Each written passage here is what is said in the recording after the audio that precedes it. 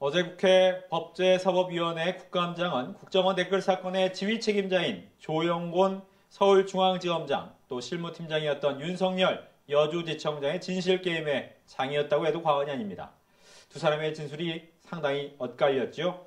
검찰의 극심한 내용에 대해 두 분의 의견을 들어봅니다. 공안검사 출신의 김용남 변호사, 참여연대 행정감시센터 소장인 장유식 변호사 자리하셨습니다. 안녕하십니까? 안녕하세요.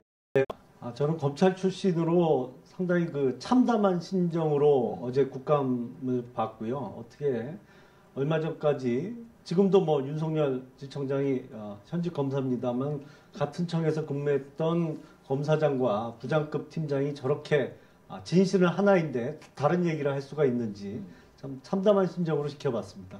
지금 말씀하셨기 때문에 그 질문을 좀 드리면 진실은 하나인데 다르다. 특히 이제 보고 부분이 좀 다르지 않았습니까? 예. 보고를 구두로 했다. 예. 어떻게 보면 구두했지만 그게 보고가 아니다라는 입장이었는데 이렇게 검찰 내부에서 보고에 대해서 의견이 다를 수가 있습니까?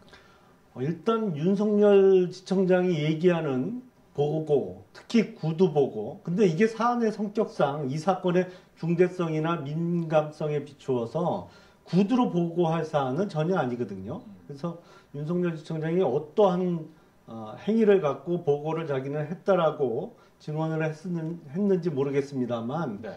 일단 구두 보고는 기존의 관행도 그렇고 실무 처리상도 조금 이해하기가 어려운 진술이었습니다. 구두로 보고했다는 건 통상 구두로 보고할 만한 사안은 전혀 아니라고 보입니다. 네. 이 부분에 대해서 장 변호사께 질문을 다시 라는 이제 입장이었는데 이 부분은 어떻게 보셨습니까? 절차적 중요성이 물론 중요합니다. 그거는 이제 우리나라가 검사동일체 원칙을 채택하고 있는 이유, 네. 그리고 미국 같은 경우에는 사실은 지방검사 아니면 연방사건을 다루는 연방검사의 경우에는 그 검사만 권한이 있거든요. 법률적으로. 근데 무슨 말씀을 드리냐면 우리로 따지면 그 사람들이 지방검사라고 해석은 합니다만 검사장의 위치입니다. 네. 근데 우리나라는 거꾸로 주임검사 밑에 검사에게 권한을 주고 다만 이게 외부적으로 행사되기 전에는 내부 결재를 거친 후에 검찰권이 행사되도록 제도를 규정해 놓은 곳이고요. 미국 같은 경우에는 권한을 아예 최상급자에게만 주고 그 최상급자로부터 위임을 받은 검사 보호라고 하는 사람들이 실제 행위는 하도록 이렇게 좀 방식은 다릅니다만 어느 나라나 통일적인 기준과 해석에 의해서 검찰권이 행사되도록 제도를 만들어 놓은 것은 똑같습니다. 다만 그 방식이 우리나라하고 미국하고는 정반대의 방향으로 나가지만 그래서 통일적인 검찰권의 행사를 위해서 내부 결재나 보고 절차를 마련해 놓은 것입니다. 네. 내부 절차 부분에 대해서 어느 정도 지켜야 된다. 아니다. 지금 다른 견해가 있을 수 있는 것이 예. 법원은 우리가 3심제를 채택하지 않습니까? 그래서 하급심에서 다른 해석이나 결론이 내려지더라도 결국엔 항소심 재판부의 결론이 또 바뀔 수가 있고 최종적으로는 대법원에서 해석과 기준을 내리는 것입니다. 그런데 검찰권의 행사는 법원의 3심제를 하듯이 이렇게 여러 단계를 거쳐서 시간을 끌면서 충분한 시간을 두고 행사하기는 부적절하기 때문에 다만 그 검찰권의 행사를 검사에게 기소권을 주면서 신속하게 결정할 수 있도록 전국적으로 또 적어도 그 한 검찰청에서는 통일된 기준과 해석에 의해서 검찰권이 행사되도록 내부 보고와 결재 제도를 둔 것입니다. 그러니까 법원에서도 3심제를 두는 것과 마찬가지의 그런 작용을 하는 것이기 때문에 그게 검사장이 정치적으로 영향을 받는다. 그거는 그냥 어떻게 보면 추측이죠. 사실은 그럴 수도 있고 아닐 수도 있고 네. 어떻게 보면 주임검사가 또 다른 영향을 더 받을 수도 있고 안 받을 수도 있고 그건 그야말로 사건별로 다르다고 봐야 되겠습니다. 계셨으니까 충분히 구두 보고를 4번이나 했다는 게 더 이상합니다. 왜냐하면 검사장이 승인을 했다면 네. 같은 내용의 보고를 구두로 4번이나 할 이유가 없거든요. 그 얘기는 결재나 허가를 못 받았다는 얘기입니다. 그리고 공소장 변경이 부장정결사항이라는 것은 일반적인 얘기는 아니고요. 그거는 사건의 중대성이나 민감성에 비춰서 그 정결 범위는 얼마든지 조정이 되는 것이고 사건은 처음부터 부장정결로 처리된 적은 없습니다. 이 사건에 관해서는요. 그래서 네. 특히나 지금 공소장 변경 허가 신청을 윤석열 지청장이 했습니다만 이게 과연 공소장 변경의 대상이냐도 논란이 많습니다. 사실은 이게 성격상은 추가 기소의 사실상의 추가 기소의 성격을 갖고 있거든요. 그래서 공소장 변경 허가가 날짜가 30일 날 물론 법원이 결정하겠습니다만 법률적인 관점에서는 이거는 공소장 변경이라기보다는 차라리 별개 사건, 별도의 추가 기소로 봐야 되는 내용으로 보입니다. 스스로에게 자진 감찰을 하게 된 이유는 무엇이고 이 부분에 대해서 또 바로 하게 된 거에 대해서는 어떻게 보시는지 먼저 이야기해 주시죠. 네. 이거 관련해서 지금 특검 얘기가 나오는 건 약간 넌센스라고 보입니다. 왜냐하면 이게 어떤 조영권 검사장이나 윤석열 지청장의 두 사람 말 중에 누가 말이 맞던 간에 이게 범죄를 구성하는 어떤 행위가 있다고 보기는 어렵거든요. 그래서 어차피 수사를 아무리 열심히 해도 기소도 못할 사건을 갖고 특별검사를 운운하는 것은 약간 넌센스라고 보이고요.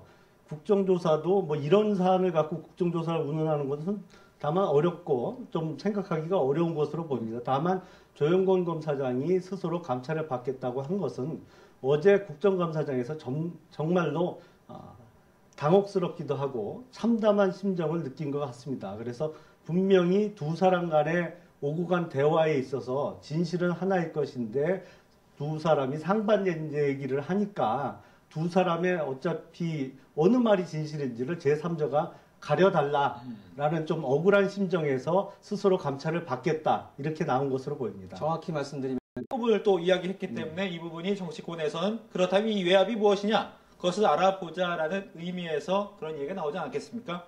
이제 외압이라는 부분의 증언 이 부분을 또 어떻게 보는지도 궁금합니다. 어떻게 들으셨습니까? 사실은 윤석열 지청장이 어떤 사실을 갖고 외압이라고 얘기했는지는 정확하게는 알 수 없습니다. 네. 다만 이 사건이 기소 당시부터 하도 논란이 많아서 제가 원세훈 전 국정원장의 공소장을 구해서 한번 읽어봤는데요. 읽어본 결론은 과연 이게 검사가 작성한 것이 맞나라는 의심을 가질 정도로 어떻게 보면 공소장이 참 이거로 공소유지가 한 20여 장 되는 공소사실 중에 과연 몇 줄이나 유죄가 인정되겠나라는 생각이 들 정도로 공소장이 좀 문제가 많습니다. 예. 어떻게 보면 이제 기본적으로 지금 공직선거법 위반 부분으로 기소가 됐는데 선거법 위반으로 기소를 하려면 특정 후보나 특정 정당의 당선을 위한 행동을 하거나 아니면 특정 후보의 낙선을 위해서 해야만 선거법 위반이 되는데 지금 원세훈 전 국정원장이 지시했다는 공소사실의 내용을 읽어보면 대부분 당시 국정원장으로 재직할 당시에 이명박 대통령 내지는 이명박 정부의 치적을 홍보하라고 강조하거나 아니면 종북 좌파 세력이 발을 못 붙이게 하는 것이 국정원의 임무다. 이런 발언을 선거법 위반으로 기소를 했거든요. 그런데 아시다시피 우리나라는 대통령 단임제 아닙니까? 이명박 대통령은 선거에 다시 출마할 가능성이 제로인 사람입니다. 그러니까 이명박 대통령이나 이명박 정부에 대한 홍보는 처음부터 선거법 위반이 될 수가 없거든요. 왜냐하면 다시 선거에 나올 가능성이 없는 사람에 대한 지지이기 때문에. 그리고 종북 좌파 세력을 척결해야 된다는 그런 원세훈 원장의 지시나 발언에 대해서는 그게 선거법에서 요구하는 특정 후보나 특정 정당, 특정성이 전혀 없습니다. 종북 좌파 세력을 어떤 후보를 얘기하는 건지, 어떤 정치인을 의미하는 것인지 알 수가 없거든요. 이 부분에 이 공소사실의 대부분을 차지하고 있는데 제가 보기엔 이렇게 좀 잘못 작성이 되거나 잘못 결론이 내려진 사건에 대해서 그 기소 전 단계부터 더 경험이 많은 그리고 공안 사건을 더 많이 처리해 봤거나 아니면 그 사건의 해석에 있어서 다른 견해를 가진 상급자나 다른 동료 검사들이 이견을 제시하는 걸 갖고 외압을 받았다. 이렇게 표현하는 건 좀 대단히 직업적 양심에 어긋난다고 생각이 지금 됩니다. 좀 다른 검사를 하는 사람이 자기 의견과 다른 의견을 상급자나 누가 얘기한다고 그걸 전부 외압을 받았다 이렇게 표현하면 안 될 것 같고요. 사실은 이 사건 수사에 있어서나 수사 결론의 결과물인 공소장에 있어서 정말 문제가 많습니다. 이번에 공소장 변경으로 된 그 트위터만 해도 5만 5천여 건이 이제 정치 관련 아니면 선거 관련 트윗을 했다라고 이제 공소장 변경 허가 신청을 했습니다만 그 같은 기간 동안에 국정원의 심리전단 직원들이 한 트윗의 전체 숫자는 3,200만 건이거든요. 그러면 비율로 따지면 5만 5천 건이면 대단히 많은 것 같이 보입니다만 전체 트윗 숫자로 보면 5만 5천 건은 불과 0.17%에 불과합니다. 그러니까 쉽게 말씀드리면 1000건에 2건이 안 된다는 것입니다. 그러면 정말로 선거에, 대통령 선거에 개입해서 특정 후보를 당선시키거나 특정 후보를 낙선시키기 위한 선거운동을 했다면 과연 1000건 중에 한두 건 정도만 선거 관련이나 정치 관련 트윗을 하고 나머지 998건은 그와 상관없는 트윗을 했겠느냐. 그것이 과연 국정원장의 지시를 받은 심리전단 직원들이 0.17%의 트윗을 단 것을 갖고 선거법 위반으로 기소를 할 수 있느냐. 그러니까 지금 이런 법률적인 문제가 있는 것입니다. 또 한 가지 이제 시간상 한 가지 질문씩만 더 드리도록 하겠습니다. 윤지청장이 외압 얘기도 하고 여러 가지 절차 얘기도 했지만 이 부분도 얘기를 했습니다. 자신의 수사 총괄 책임자가 이제 이 차장이 따로 있었는데 이 차장이 자신은 그분이 책임자로 볼 수 없다라고 해서 보고를 하지 않았다라는 부분이 있었습니다. 아까 전에 검사 통일체 얘기도 했었지만 이 부분은 과연 어떻게 해석을 해야 되는지 먼저 이야기 듣겠습니다. 윤석열 지청장의 얘기는 조금 납득하기가 어렵습니다. 왜냐하면 윤석열 지청장은 특별수사팀장이었거든요. 그리고 그것이 특별수사본부의 형태로 출범하지가 않았습니다. 그래서 특별수사본부로 형식을 갖추면서 본부장에게 정결권이 주어지면서 출발을 했다면 윤석열 지청장의 얘기가 어느 정도 설득력이 있는데 이거는 전혀 그런 거하고는 상관없이 다만 공안부의 검사와 특수부의 검사들을 합쳐서 팀을 짜면서 그 팀장으로 부장급이던 윤석열 팀장을 임명을 했던 것이고요. 그 특별수사팀을 시작하면서도 분명히 이진한 2차장을 그 특별수사팀의 홍보관 겸 지휘관으로 대외적으로도 발표를 했습니다. 그래서 본부장도 아닌 팀장이 자신에게 정권이 주어져서 자기 정결로 그동안 처리해 왔다라고 증언한 부분은 조금 사실관계하고도 다르고 그동안의 검찰의 관행이나 내부 절차상으로도 조금 이해하기 힘든 측면이 있습니다. 네.